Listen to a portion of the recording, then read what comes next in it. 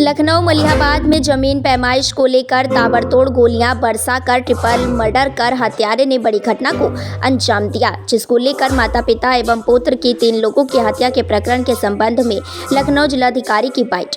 घटना लखनऊ मलिहाबाद मोहम्मद नगर। मरने वालों के नाम फरहीन खान, हंजला खान और मुनीर खान की मौत है। लेकिन पैमाइश जो हुई है उसमें चूंकि थाने को सूचना नहीं थी, जिसके कारण वहाँ पर फोर्स नहीं था, और विवाद जो चल रहा था वो चूंकि एसडीएम कोर्ट में भी था, तो ये पुराना लंबित विवाद था। तो अभी इस पूरे प्रकरण की जानकारी की जाएगी। लेकिन इसमें जो महत्वपूर्ण बात आई है कि यहाँ जिस तरह की बात हुई है परिवार से और जिस तरह से उनका एक दूसरे से रिश्तेदारी है, जान पहचान थी इनकी, वाद विवाद जब बढ़ा तो उसके बाद असलाह का प्रयोग किया गया है। हम इसमें शीघ्र इन लोगों की गिरफ्तारी करके बहुत सख्त कार्रवाई करेंगे। क्या कोई आरोपी हिस्ट्री शीटर है? कोई आरोपी जो बता रहे लल्लन, क्या वो हिस्ट्री शीटर भी है? और अगर हिस्ट्री शीटर है तो उसका असलाह कैसे बना जाए? इन सब चीजों की जानकारी की जाएगी। अभी परिवार से जो बात हुई तो उन्होंने कहा कि उनके ऊपर मुकदमे हैं, और इसके बावजूद जो है वो वर्ष 2000 में इनका असलाह बनने की बात संज्ञान में आई है। इस प्रकरण की विस्तार से जांच करने की आवश्यकता है, क्योंकि अगर उनके विरुद्ध कोई अगर अभियोग पंजीकृत है तो किस प्रकार से इनका असलाह बना, ये भी संज्ञान में आया कि उनके पास एक पासपोर्ट है। तब ये किस तरह से हुआ, ये भी एक जांच का विषय रहेगा, क्योंकि जो एक्यूज्ड है, मेन एक्यूज्ड जो सिराज अहमद है, उनके 2 बेटे पोलैंड में रहते हैं। तो ये बताया गया कि वो वहाँ उन्होंने विजिट किया था। तो ये भी पूरे प्रकरण की जांच की जाएगी, और सारे तथ्य जब सामने आएंगे तो आपके सामने रखे जाएंगे। अगर लेखपाल लल्लन खां के अलावा सब कितने लोग इसमें शामिल रहे हैं, क्या संख्या रही इसकी? अभी जो हमें एफआईआर के लिए एप्लीकेशन दिया जा रहा है, बट अभी तक की हमारी जानकारी के अनुसार इसमें 3 व्यक्ति थे। अभी और भी इसमें जांच करेंगे तो पता चलेगा इसमें और कितने लोग थे। सर, क्या लेखपाल अगर उसकी कोई गलती होती उस पर कार्रवाई? अभी गलती तो नहीं कहेंगे, क्योंकि उसमें वो वहां पर पैमाइश करने गए थे।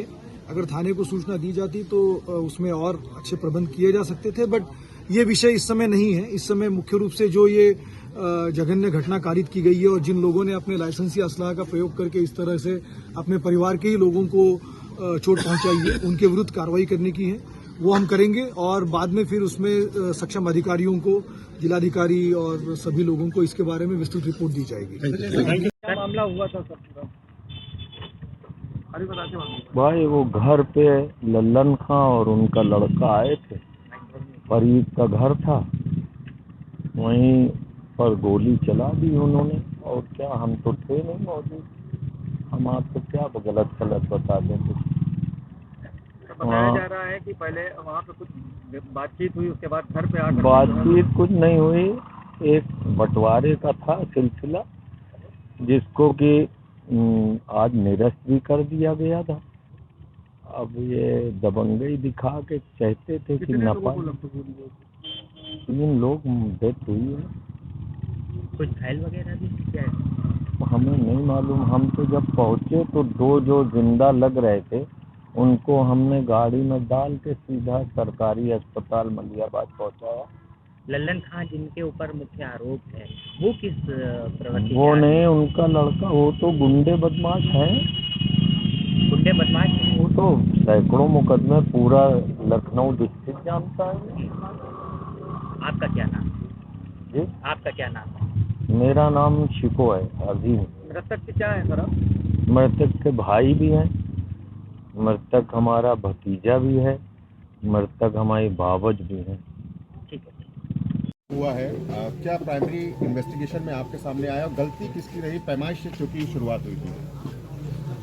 अभी हमने परिवार वालों के साथ में वार्ता की है। ये बहुत ही दुखद आपराधिक घटना है, जिसमें जो अपराधी है वो हिस्ट्री सीटर है, और उसने अपने ही परिवार के लोगों की यहाँ पर हत्या की है, और उसका इन्वेस्टिगेशन अभी स्टार्ट किया गया है।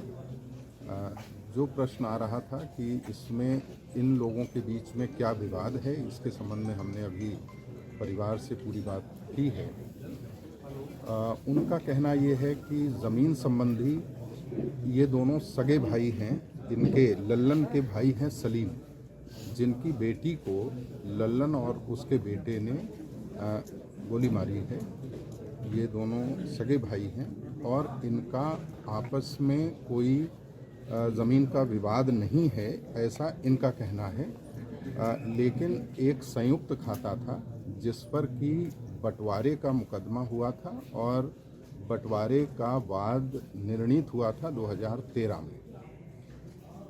उसके बाद उसकी निगरानी 2018 में की गई थी, जो कि अभी कमिश्नरी में उसकी अपील चल रही है।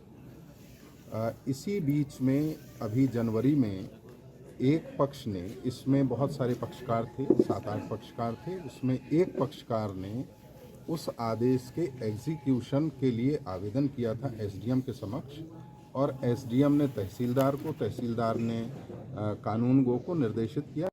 कोई भी बात कहनी होती है, जैसे कोई कोर्ट में गया हुआ है और वहाँ से कोई स्थगन आदेश है या कोई दूसरा आदेश किसी कोर्ट का है, तो वो उसको प्रस्तुत करना होता है और उसके बाद में फिर आगे की कार्यवाही डिसाइड की जाती है। तो नोटिस का मतलब होता है सभी पक्षों को सूचना दिया जाना।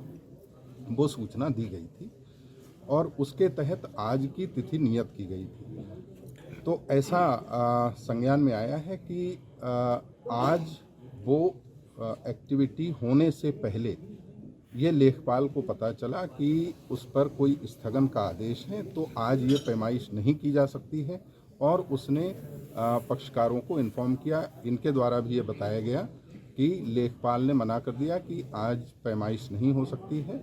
अब वो पूरा डिटेल उनके द्वारा बताया गया है।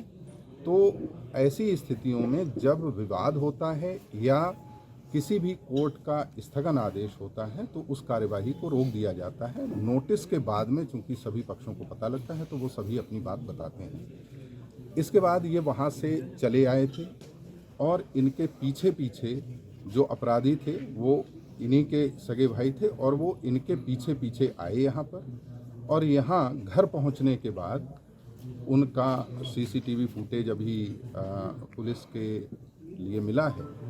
उसमें इनके द्वारा ये बताया जा रहा है कि कुछ यहाँ पर विवाद हुआ, आपसी कुछ विवाद था और उसके बाद उन्होंने गोली चला दी।